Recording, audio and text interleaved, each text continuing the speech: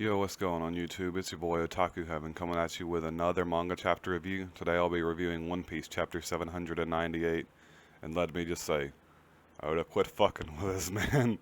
He keeps throwing all this badass shit out there, but takes it nowhere. It'll go somewhere soon, but it's got me on the edge of my seat because I'm ready for this to happen. Now, let's start off with the cover photo, the little fan commission photo that's always at the beginning of every chapter. I always just appreciate the artwork and go on because it's nothing special, but I actually enjoyed the one for this chapter. It's Boa Hancock writing a love letter to Luffy, as there is really no romance in One Piece. Oda's already said that he's not going to add any. It's nice to get these little fan-made fan-made requests from Oda for it when they contain romance like this one. And we got to see the Snake Sisters in the background, shocked, and then the little delivery bird, which was kind of a funny character. And him getting ready to deliver it. I enjoyed that photo. Then we got to see how the Tontatas were stealing all the gunpowder and guns as they always have. And Bastille calling for backup because he didn't think what they were going to have was enough to subdue all the pirates, which it really isn't unless Isho does something badass by himself. Or Bastille actually comes out and shows shows some of his powers. But then we got to see Leo get a badass moment, and I love Leo. Leo is probably one of my more favorite characters, and still a possible chance to join the Straw Hats himself. And he's stitching all the ships together, and all the Marines are scrambling like, get something to cut it. How is metal even sewed up? And he's got them all confused and baffled, and he's sitting up there like a badass in the most macho stance he can probably think of, just smiling and laughing like, haha, what you gonna do about it? And then on the other side, all of the Navy soldiers are defeated. They've already been taken out. And Luffy's on his way to the ship at this point. And Bartolomeo is guarding up against Isho, which speaks volumes for him. Isho is coming at him with sheer confidence. And he's just like, don't worry about it. My barrier can't be broke. Not by anyone. Not even Isho.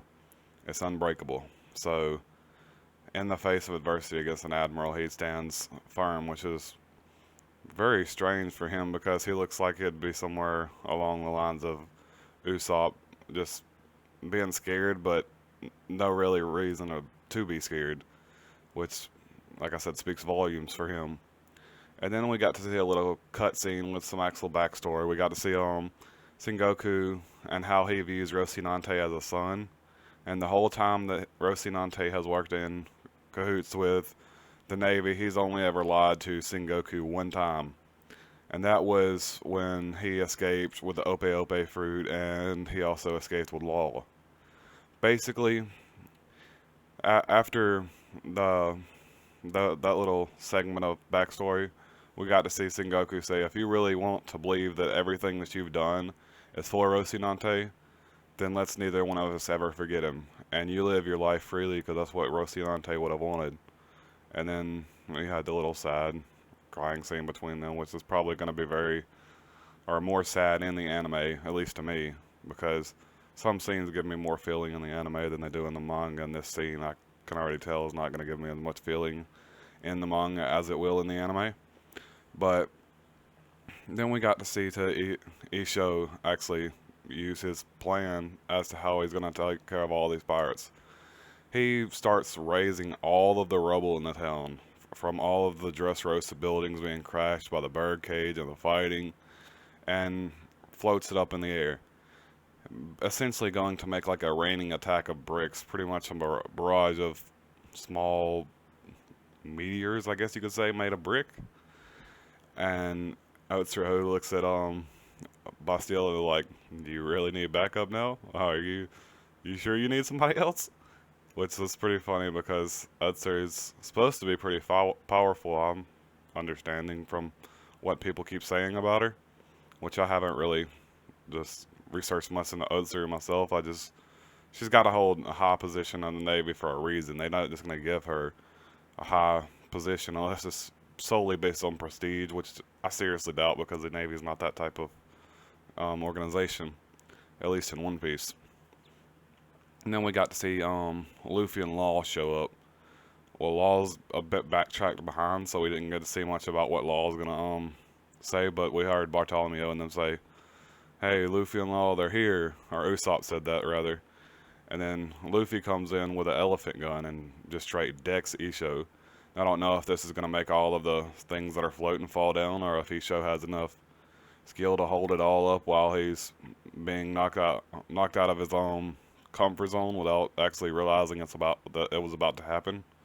Maybe that's going to make him lose like connection with it and it all fall down right now. Or since he is an admiral and he's on the next level, he would be able to maintain it even though he wasn't expecting an attack like that to come in. And which also begs the question how he didn't notice it if he was using his like top level tier. You expect him to be using observation hockey the whole time, but Isho in front of all these notorious criminals didn't feel the need to use observation hockey. I find that hard to believe. I think that he let Luffy hit him, or either he didn't have time to react because of the elephant gun is just that big. Now, on top of that, we got to see a little dialogue from Luffy and a little bit of what he's feeling right now. He's feeling that why does he have to wait? He's already went and trained 2 years. It doesn't matter if it's an admiral or a four warlord, anybody, a Shichibukai. He should be able to fight him right now is the way he feels. Why does he have to keep running? He's going to go ahead and attempt to defeat them now because he feels, like I said a second ago, he feels that he's ready. He's going to go, and he knows that if he wants to become the king of the pirates, then he's going to have to do this at some point. And if he has to do it, why not go ahead and try it?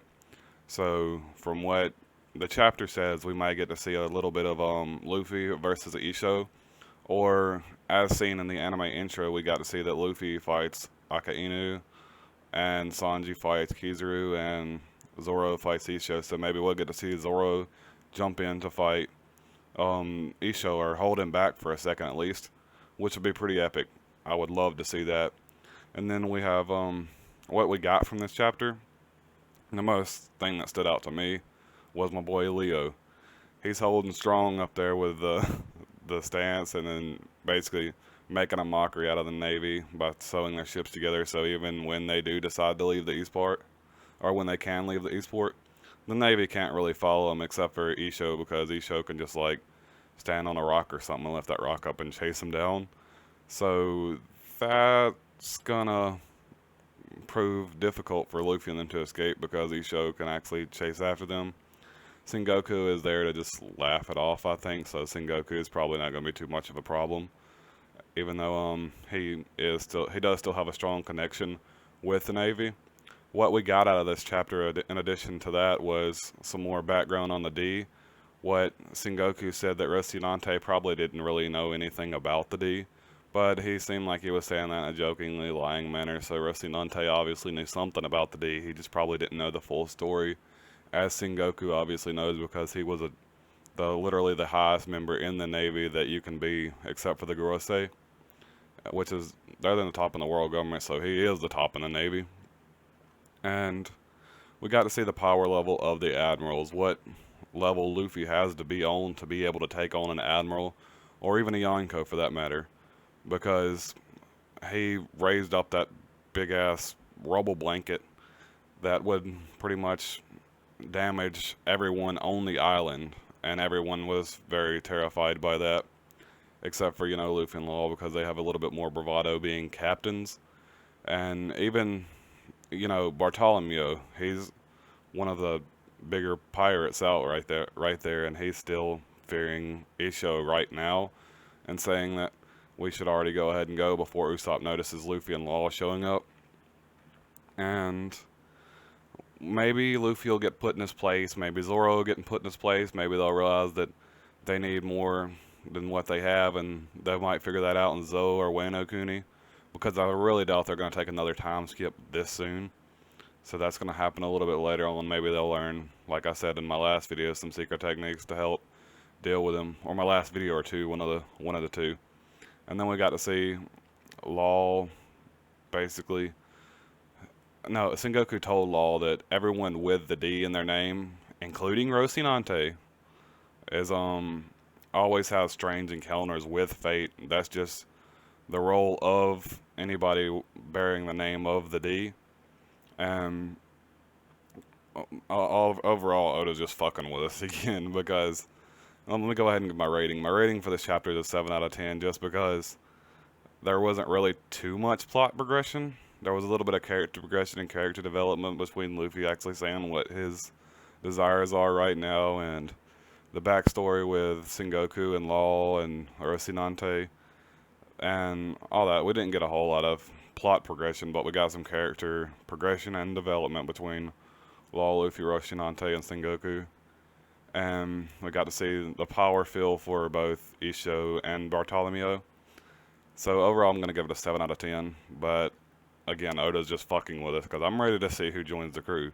Because I'm pretty sure it's going to happen within the end of this arc, and everybody else is too. Where everybody's already suggesting who, or saying who they think will join the crew. And I've already given my piece on that, so I'm waiting to see that. And he just dropped some new shit on us, like Isho versus Luffy, or from my side, maybe potentially Zoro, which would be badass. He needs to speed this up. I'm ready to go. I'm ready to see this. That's all, guys. Peace.